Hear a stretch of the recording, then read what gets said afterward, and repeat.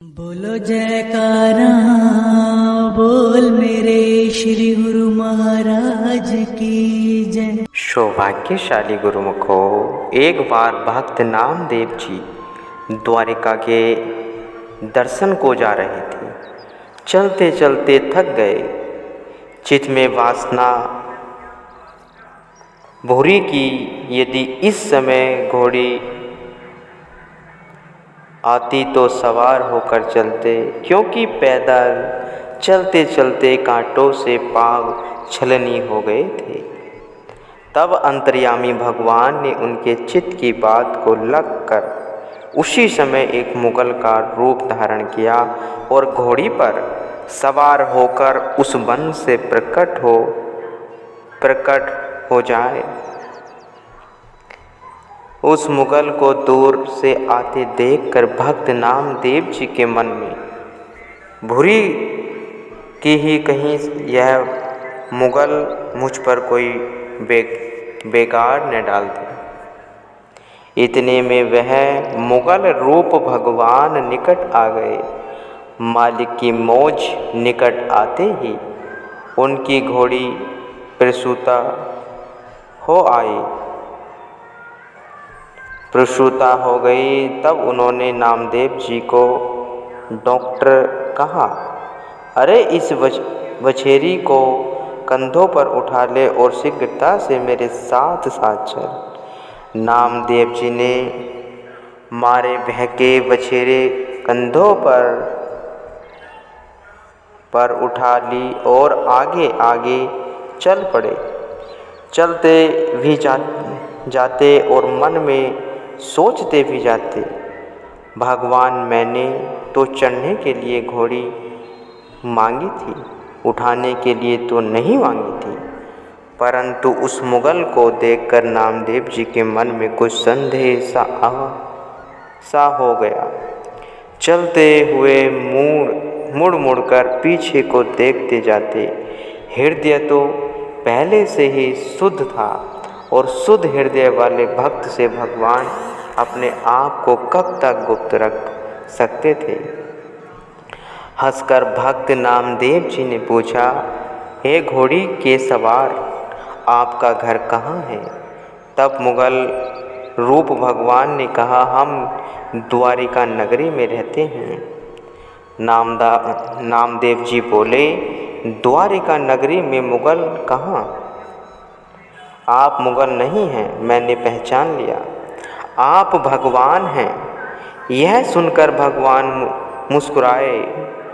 तब भक्त नामदेव जी से रह न गया, मारे खुशी के एकदम उछल पड़े और उस खुशी में मुख से यह शब्द भी उच्चारण किया। फिर भगवान से भी रह न गया, अपना असली रूप प्रकट किया और दोनों भुजा पसार कर नामदेव जी को कंठ के साथ लगा लिया। भगवान के हृदय के साथ लगाते ही नामदेव जी के संपूर्ण दुख दूर हो गए और फिर ऐसी ही दशा के अंदर भगवान अंतर्ध्यान हो गए। जोन चाल संसार की तोन साध की नाही, दंप चाल करनी करे साध कहो मत ताही। भक्तों का मार्ग बहाना मानने का मार्ग है। उसमें हर प्रकार की नरमी, शक्ति और दुख सुख को सहन करना पड़ता है। जो लोग गुरु की शरण में पहुंचकर उनसे सांसारिक वस्तुओं की इच्छा रखते हैं, वे भक्ति के मार्ग में अभी अनजान हैं, क्योंकि गुरु और शिष्य का संबंध भक्ति का है। गुरु की शरण में मनुष्य संसारी वस्तुओं के खातिर नहीं जाता, बल्कि उसका प्रयोजन भक्ति को पाना होता है। इसलिए गुरु से जब कभी भी कुछ मांगना चाहिए, भक्ति और सेवा का दान मांगना चाहिए। भक्ति दान मोहि दीजिए, गुरु देवन के देव, और कछु न चाहिए, निस दिन तुम्हारी सेव। श्री कबीर साहिब जी कह रहे हैं, एक तरफ भगवान हैं और दूसरी तरफ माया है। मार्ग दोनों खुले पड़े हैं, जो जिस पर चलना चाहे उस अख्तियार है, परंतु परिणाम दोनों का पृथक पृथक है। माया का मार्ग दुखदायी है और भगवान का मार्ग सुखदायी है। यद्यपि वह पहले कुछ बिगड़ा मालूम होता है, परंतु अंत तो भगवान का मार्ग है। भगवान के मिल जाने पर फिर कौन सा सुख है जो उसको नहीं मिल जाएंगे। केवल जरा धीरज से काम लेने की ज़रूरत है। मायावी सामान चाहे जिस कदर भी प्राप्त हो जाए, अंत इनका परिणाम तो कुछ भी नहीं है। वे अंत तो अनित्य पदार्थ ही हैं, जो अंतिम समय अपनी अनित्यता को सिद्ध कर दिखाते हैं। परलोक की बात तो आगे रही, इस लोक में भी जय जय भक्तों की ही होती है। प्रमाण मौजूद है। विभीषण और रावण दोनों सगे भाई थे। रावण के पास संसार भर की संपत्ति थी और विभीषण के पास केवल एक भगवान की भक्ति थी, परंतु सफलता तो विभीषण की हुई। यद्यपि रावण संसार भर में महाशक्तिमान था, परंतु उसके जीवन का परिणाम कैसा दुखदायी हुआ कि लोग उसे आज तक घृणा की दृष्टि से देखते चले आते हैं। दशहरे के दिनों में उसको आग लगाकर प्रसन्न होते हैं, मिठाइयाँ खाते हैं, प्रसाद बांटते हैं। यह है मायावी जीवन का परिणाम है। परंतु विरुद्ध इसके भक्तों को कितना आदर की दृष्टि से देखा जाता है, जहाँ तक कि उनको संसार से अलोप हुए सैकड़ों और हजारों वर्ष हो चुके हैं, परंतु अब तक उनकी भक्ति के झंडे संसार में लहरा रहे हैं। लोग उनकी कथाएं सुन सुनकर सुख मानते हैं और होना भी ऐसा ही चाहिए, क्योंकि जब भगवान को भक्ति प्यारी है तो फिर भक्तों की कीर्ति संसार को क्यों न प्यारी लगे। यह भक्ति का अपना गुण है। काकभूषणी जी कहते हैं, हे गरुड़ जी, भक्ति और माया दोनों भगवान की स्त्रियां हैं। इन दोनों में भगवान को भक्ति अति प्रिय है और माया तो उसकी दासी है, जो नटनी के समान उसके आगे नाचती और तमाशा दिखाती रहती है। भक्ति पर चूँकि भगवान दयालु हैं, इस कारण माया उससे सदा डरती और कांपती रहती है।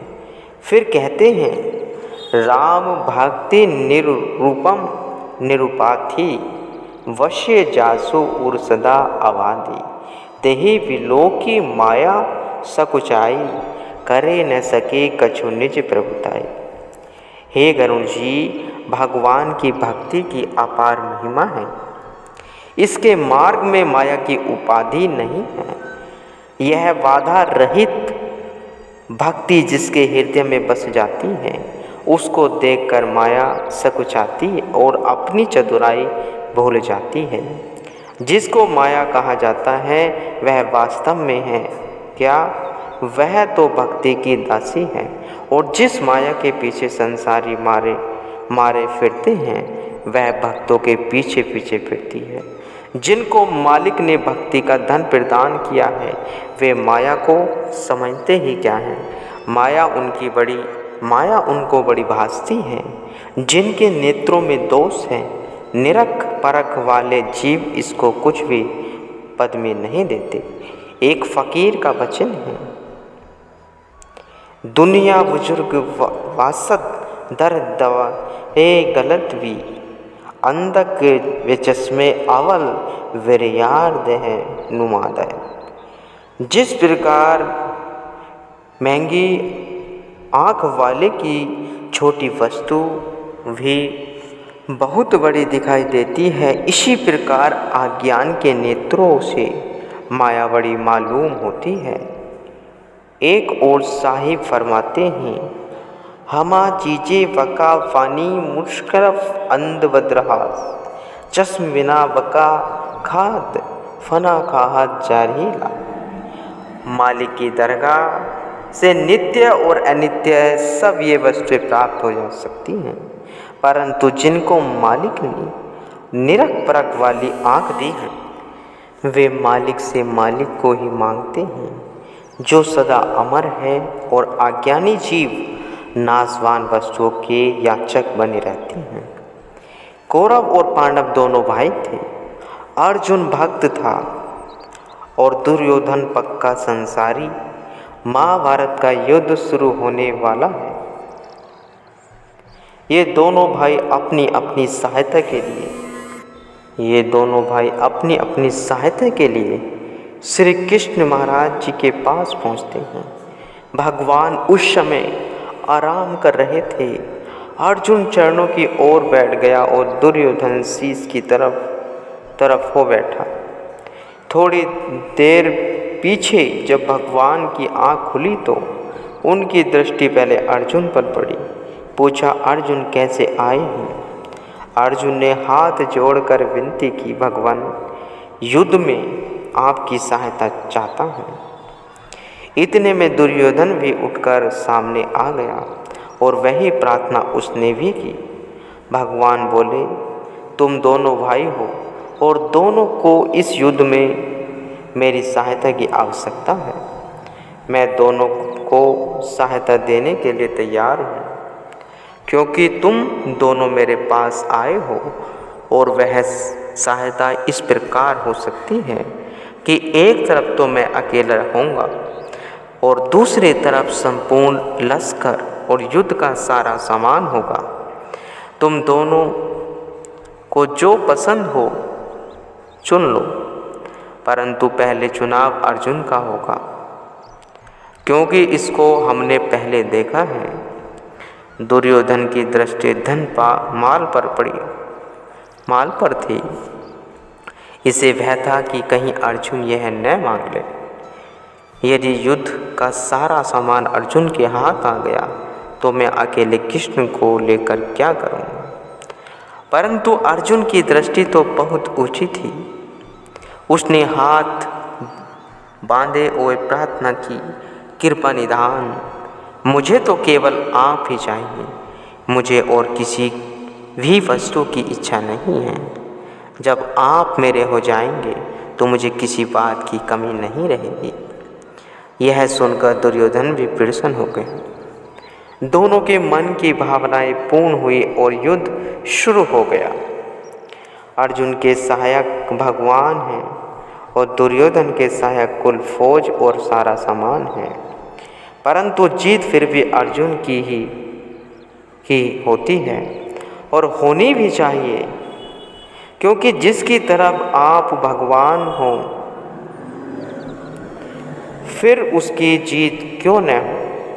यह तो बनी बनाई बात है कि जय सदा भक्तों की ही हुआ करती है और भगवान सदा भक्तों की रक्षा किया करते हैं, बल्कि पापियों को मारने और भक्तों को सुख देने की खातिर ही तो उनका अवतार हुआ है। गीता में भगवान स्वयं फरमाते हैं, हे अर्जुन, जब धर्म की हानि और अधर्म की वृद्धि होती है तब तब मैं अपने रूप को रचता हूँ अर्थात प्रकट करता हूँ, क्योंकि साधु पुरुषों का उद्धार करने के लिए और दुष्ट पुरुषों का नाश करने के लिए अथवा धर्म की स्थापना करने के लिए युग युग में मेरा अवतार होता है। जब कभी भी संसार में धर्म की हानि होने लगती है और नीच अभिमानी राक्षस पैदा होकर भक्तों को दुख देने लगते हैं तो उस समय भगवान का भिन्न भिन्न रूपों में अवतार होता है और वे प्रकट होकर अपने भक्तों का कष्ट निवारण करते हैं। गुरुमुखो।